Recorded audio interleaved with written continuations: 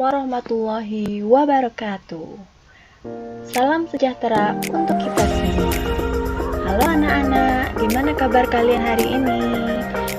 Mudah-mudahan masih tetap sehat dan tetap semangat mengikuti belajar dari rumah.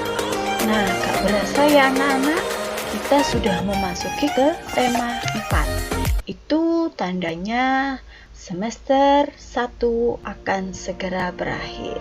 Walaupun begitu, kalian tetap harus belajar dan mengikuti semua tugas-tugas yang diberikan oleh guru kalian. Nah, tema 4 kali ini yaitu tentang kewajiban dan hakku. Dan kita akan membahas subtema 1, yaitu kewajiban dan hakku di rumah. Seperti biasa ya anak-anak, yang pertama kita akan belajar materi untuk mata pelajaran PPKN. Untuk pelajaran PPKN, kali ini kita akan belajar tentang kewajiban dan hak. Nah, kewajiban dan hak, kita akan memulai dengan kewajiban dan hak di rumah. Tapi sebelumnya kita harus tahu ya, apa sih kewajiban dan apa sih hak? Nah, kewajiban adalah sesuatu yang harus dilakukan. Dan hak adalah sesuatu yang harus kita terima. Itu pengertian dari kewajiban dan hak. Nah, karena kita belajar materi tentang kewajiban dan hak di rumah, apa sih kewajiban kita di rumah? Nah, contoh kewajiban di rumah yaitu yang pertama, menjaga kebersihan. Kamu jadi wajib menjaga rumah ya. Nah, menjaga rumah, kebersihan rumah itu dengan cara setiap hari membersihkan rumahmu. Kemudian ada lagi contoh yang kedua, menghormati dan menyayangi semua anggota keluarga. Kamu juga ya harus hormat sama yang lebih tua, kepada orang tua, sama kakakmu, dan harus saling menyayangi. Menyayangi ayah, ibu, keluarga yang ada di rumah. Kemudian contoh yang ketiga yaitu kamu sebagai anak wajib belajar dan mematuhi setiap aturan di rumah. Jadi karena kamu sebagai anak dan sebagai siswa, kamu di rumah wajib belajar dan harus mematuhi aturan yang dibuat oleh orang tuamu di rumah. Itu kewajibanmu ya. Kemudian ada lagi, seorang anak wajib membantu kedua orang tua.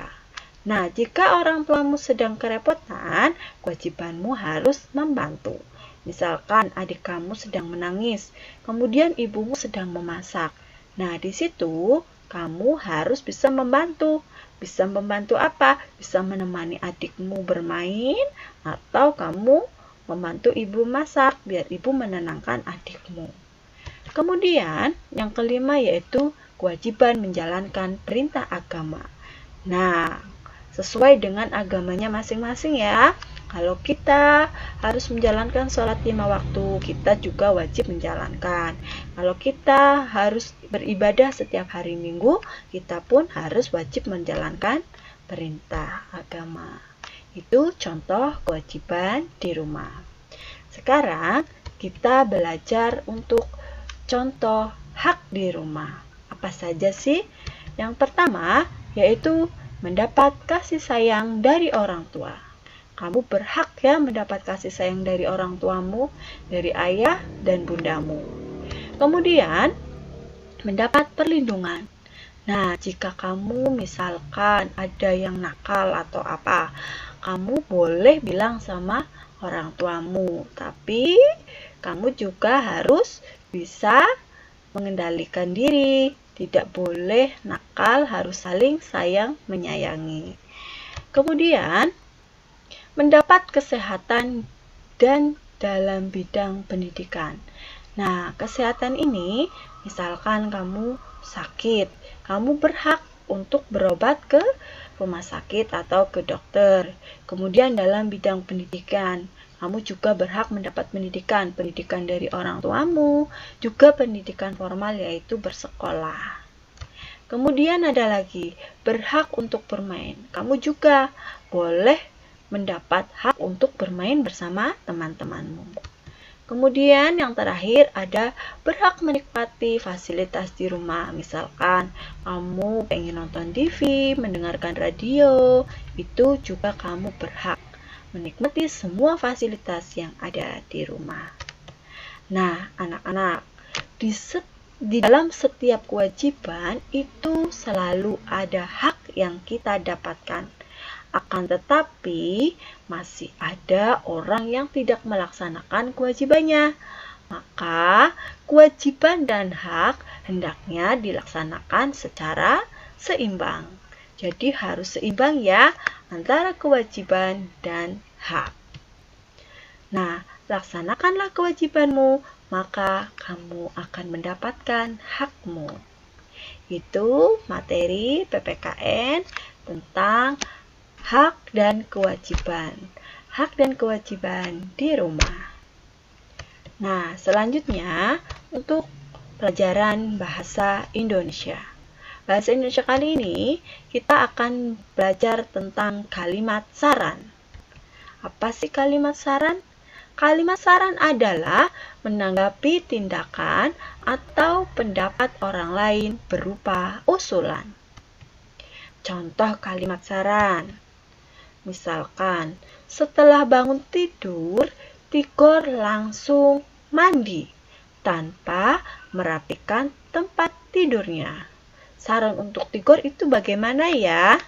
Nah, sarannya adalah sebaiknya ketika bangun tidur, Tigor langsung merapikan tempat tidur.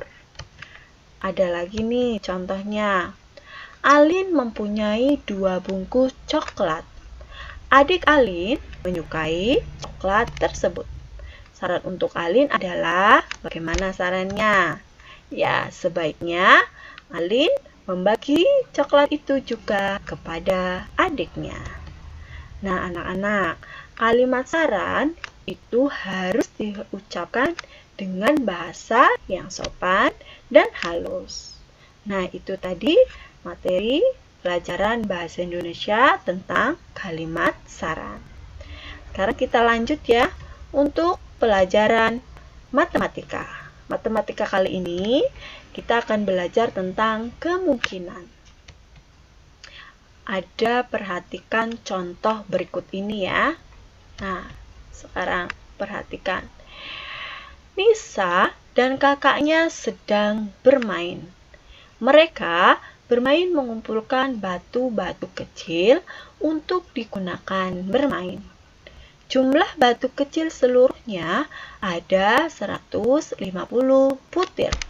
Berapa kemungkinan batu kecil yang bisa dikumpulkan Nisa? Nah, caranya bagaimana? Tentukan kemungkinannya. Nah, sekarang dijawab ya anak-anak sama-sama. Berapa ditambah berapa biar hasilnya 150. Tadi jumlah batu kecilnya ada 150 ya. Kemungkinannya berapa? Nah, kita bisa membuat kemungkinan yang jumlahnya 150 yaitu 100 ditambah 50 sama dengan 150. Kemudian 75 ditambah 75 sama dengan 150. Dan 80 ditambah 70 sama dengan 150. Dan yang terakhir 90 ditambah 60 sama dengan 150. Jadi, itu kemungkinan batu kecil yang bisa dikumpulkan oleh kakaknya Nisa. Itu ada banyak kemungkinan ya. Yang penting, jumlah batu kecil keseluruhannya itu ada 150 butir. Nah, anak-anak, ada contoh lagi nih. Titik-titik ditambah titik-titik sama dengan 1200.